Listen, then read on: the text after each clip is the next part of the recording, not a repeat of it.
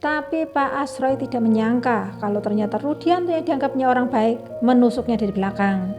Sebab setelah 1 minggu Rudianto tinggal di rumah mereka, Asroy sudah tidak pernah mendapatkan jatah bermantap-mantapan lagi dari Marlina istrinya. Ternyata selain numpang hidup, si Rudianto ini juga numpangin istrinya sang bos. Kisah nyata kali ini parah banget sob, banyak adegan gila-gilanya yang gak masuk akal.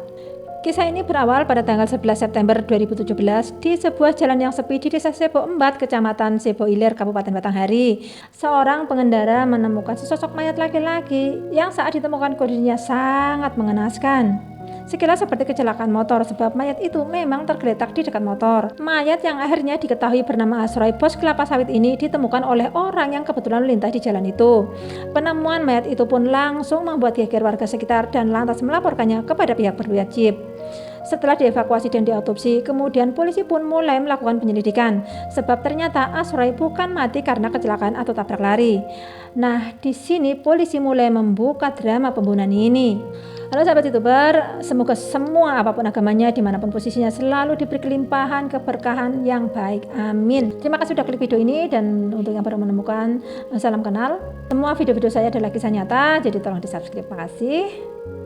So teman-teman, kita mundur ke 6 bulan sebelumnya, yaitu tepatnya bulan Maret 2017, di mana Rudianto umur 30 tahun bekerja sebagai pemetik kelapa sawit milik Pak Asroy. Pak Asroy umurnya 43 tahun. Di mata Pak Asroy, Rudianto bekerja dengan sangat tekun dan Pak Asroy selalu puas dengan semua pekerjaan yang ditugaskan kepada Rudianto. Antara bos dan karyawan ini akrab dan dekat selayaknya saudara. Tiap Pak Asroy ke kebun dan dikirimi makanan oleh istrinya, Rudianto ini selalu diajaknya makan bersama.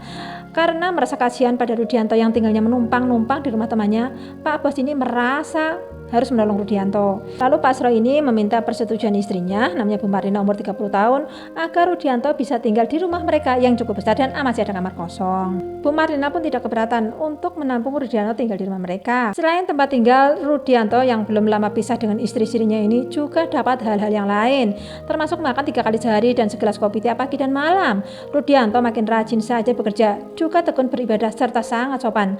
Hal itu membuat Asroy sang bos makin simpati. Tidak jarang Rudianto memuji-muji masakan Marlina di depan Asroy dan Marlina.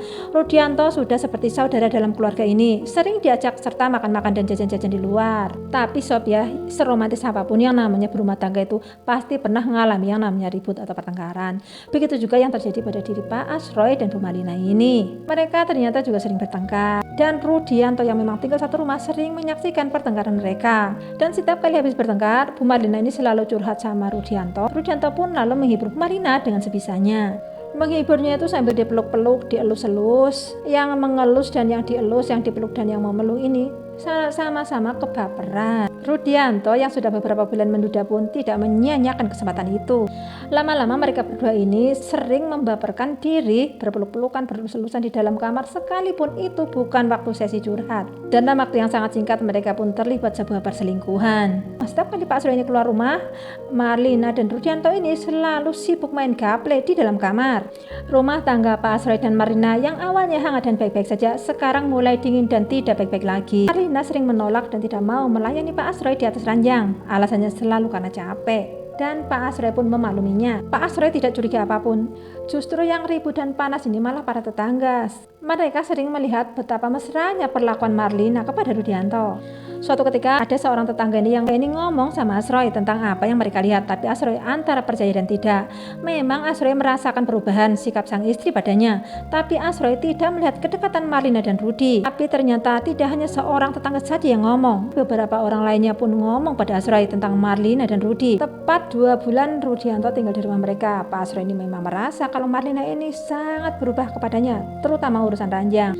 Malam ini Asroy akan mengajak Marlina untuk bermantap-mantapan. Kalau memang pelayanannya masih baik, berarti omongan tetangga adalah bohong. Dan benar saja, Asroy malam itu mengajak Marlina bermantap-mantapan. Marlina nggak mau dengan berbagai alasan. Pak Asroy pun marah sebab dia sudah 6 minggu nggak mendapatkan jatah bermantap-mantapan dari istrinya. Asroy pun memaksa istrinya dan hal itu membuat mereka bertengkar hebat di malam itu. Lalu ujuk-ujuk dengan tanpa akhlak, dengan rasa cemburu yang amat sangat, Rudianto menggedor-gedor pintu kamar bosnya ini dan berteriak keras agar Ashroe tidak memaksa Lina berhubungan badan kalau memang Linanya nggak mau. Jelas saja Ashroe makin marah dan dia yakin bahwa apa yang dikatakan tetangga adalah betul. Seketika itu juga Rudianto dicaci maki oleh Ashroe. Tapi bukannya minta maaf, Rudianto justru malah mengajak duel pak bosnya itu. Dan keributan itu baru berhenti setelah Lina meminta agar Rudianto enyah dari rumah itu. Malam itu Rudianto pun keluar dari rumah itu. Rumah tangga Ashroe pun kembali membaik biarpun tidak sehangat dulu. Di belakang Ashroe ternyata Rudianto dan Marina tetap berhubungan, bikin janji bertemu di berbagai tempat. Bila dulu mereka bermain remi, beralas kasur yang empuk, sekarang mereka bercocok tanam, beralas rumput yang bergoyang, diiringi suara burung. Tiap kali ketemu, Rudianto selalu ngomong kalau dia harus menikahi Lina, harus memiliki Lina seutuhnya apapun caranya. Nah, Marina yang lagi di mabuk asmara tingkat dewa pun mau saja asalkan Rudianto mau dipoliandri. Tapi Rudianto tegas-tegas menolak kemauan Lina itu. Lina nggak mungkin bercerai dengan Ashroe dan menikahi Rudianto yang pengangguran, bahkan makan saja disubsidi oleh Lina. Dalam pembicaraan setelah selesai bercocok tanam di semak-semak itu, Rudianto usul untuk membunuh Ashroe saja.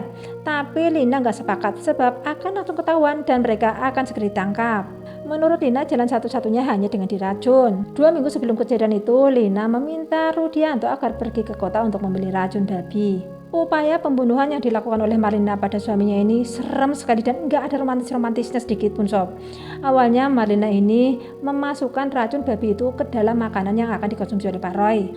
Tapi setelah dimakan ternyata Pak Ashroe-nya ini nggak mati, jangankan mati, sakit aja nggak, cuma kepalanya pusing, terus dia minum Panadol sembuh. Hal itu pun langsung dilaporkan oleh Marina pada Rudianto dan Rudianto pun jadi marah karena itu. Lalu mereka merencanakan yang kedua. Untuk kali ini Marina pun lagi-lagi menyuruh Rudianto untuk membeli racun babi yang paling mematikan di kota. Saat racun babi itu sudah di tangan, Marina pun dengan cekatan menyampurkan ke makanan Pak Ashroe dan Pak Ashroe pun langsung menyantapnya dengan lahap. Jadi setelah makanan itu habis, Pak Ashroe itu ngomong kalau dia itu kepalanya pusing. Dengan tenang Marina ngomong, sudah dibawa tidur saja, nanti bangun tidur juga udah sembuh. Ashroe pun menuruti omongan Lina, langsung dia itu pergi tidur. 2 jam kemudian ucuk-ucuk dia bangun, mandi, minta dibikinin kopi, sehat. Racun itu sama sekali nggak mempan padanya. Ini nggak tahu Pak Ashroe ini sakti nggak mempan di racun atau karena omongan Marina berpetuah. Tapi yang jelas Pak Ashroe sehat, seger, buger saat itu, jadi racun babi tidak ngefek padanya. Lina pun langsung melaporkan hal ini pada Rudianto. Setelah itu mereka pun sempat melakukan pertemuan beberapa kali, tapi lama-lama kan lelah juga nyuri-nyuri waktu main remi sama selingkuhan. Apalagi mainnya sambil cemas-cemas, takut didepung semut dan digigit ular. Marina pun ingin bercocok tanam di kasur yang nyaman sebagai istri sah dari Rudianto. Seperti yang selalu diucapkan oleh Rudianto bahwa dia pasti dan akan menikahi Marlina. Saking putus asanya, Marlina akhirnya menyetujui cara yang akan dipakai Rudianto menghabisi Ashroe. Hari pun berganti. Pagi-pagi tanggal 11 September 2017, Ashroe pamit pada Lina untuk pergi melihat kandang sapi yang letaknya di luar desa dan jauh dari rumah. Setelah Ashroe pergi dengan motornya, Lina cepat-cepat menelpon Rudianto untuk bersiap-siap sebab Ashroe sudah dalam perjalanan. Rudianto pun langsung OTW menuju jalan tengah kebun yang akan dilalui oleh Ashroe. Dia merobohkan pohon untuk menghalangi jalan dan sembunyi sambil membawa kayu yang cukup besar di tangannya. Orang yang ditunggu pun lewat. Ashroe langsung turun dari motor untuk menyingkirkan kayu yang menghalangi jalannya. Saat itu juga Rudi keluar dari tempat persembunyiannya dan langsung memukulkan kayu besar itu ke arah kepala bagian belakang sebanyak 3 kali. Ashroe ambruk bersimbah darah. Melihat kondisi Ashroe yang masih bernafas, Rudianto pun akhirnya menginjak-injak dan mencekik Ashroe hingga tewas. Parahnya lagi, Rudianto sempat menunggu jasad Ashroe di tempat tersembunyi dan menelpon Marlina yang langsung datang untuk ngantar makanan dan minuman untuk kekasih gelapnya itu. Saat itu Marlina juga melihat jasad suaminya, ayah dari anak-anaknya, tapi cinta sudah membutakan mata hati mereka berdua. Lina menyuruh agar Rudi kabur menghilang untuk sementara waktu. Rudianto pun kabur membawa uang Rp500.000 dan ATM milik Ashroe. Oke teman-teman, kita balik lagi ke Pak Polisi di awal tadi. Polisi ini tidak menunggu waktu lama dan tenaga ekstra untuk mengungkap kasus pembunuhan ini. Secara Marlina dan Rudianto yang lagi di mabuk asmara ini meninggalkan banyak sekali jejak yang memudahkan aparat untuk menemukannya. Hingga tanggal 14 September 2017, Marlina pun diundang ngopi-ngopi di kantor polisi setempat dan langsung ngaku tanpa bertele-tele. Tapi dia tetap ada rencana awal, bisa selalu barengan dengan Rudianto. Nah, pada tanggal 19 September 2017, polisi pun SMS ke nomor HP-nya Rudianto memakai HP-nya Lina. Isinya keuangan, rindu dan ngajak ketemuan. Rudianto yang sudah ngabur jauh sekali sangat bahagia mendapat SMS dari selingkuhannya itu. Lalu pada tanggal 22 September 2017 jam 1 dini hari, Rudianto pun mengendap-endap masuk ke rumahnya Lina lewat pintu belakang. Tentu saja bukan pelukan hangat dan kasur empuk serta kulit halus Marlina yang menyambutnya, tapi borgol polisi yang memang sudah menunggunya. Pas nyadar dirinya dijebak, Rudi pun pasang kuda-kuda untuk melawan. Tapi Pak Polisi yang memang sudah gregetan memintanya untuk nyerah saja. Ucapan polisi itu pun dicuekin dan tetap menggunakan berbagai cara untuk nyerang Pak Polisi. Akhirnya Pak Polisi yang baik hati ini memijat dua kaki Rudi dengan 2 butir peluru. Rudi pun langsung duduk manis. Pak Polisi yang baik itu juga mempertemukan mereka yang dilanda kerinduan untuk diinterogasi. Dalam interogasinya, Marlina mengaku tega membunuh suaminya karena Rudi janji akan menikahinya. Sedangkan Rudi membunuh karena kesal sebab Asroy gak mau menceraikan Marlina. Rudi pun dijerat dengan pasal 340 KUHP tentang pembunuhan berencana, juga pasal 363 tentang pencurian dengan kekerasan dan 340 tentang pembunuhan. Pada hari Rabu 14 Februari 2018, Majelis Hakim Pengadilan Negeri Muara Bulian menjatuhkan vonis hukuman penjara seumur hidup terhadap Rudianto dan menjatuhkan hukuman penjara selama 20 tahun kepada Marlina. Nah teman-teman, mari kita doakan semoga Pak Asroy diberi tempat terbaik oleh Tuhan Yang Maha Melihat. Pak Asroy ini orang yang sangat baik, suka menolong, tapi apes karena berbuat baik pada orang yang jahat. Oke teman-teman, sekian dulu kisah nyata kali ini. Jangan lupa like, comment, dan subscribe. Terima kasih, dadah.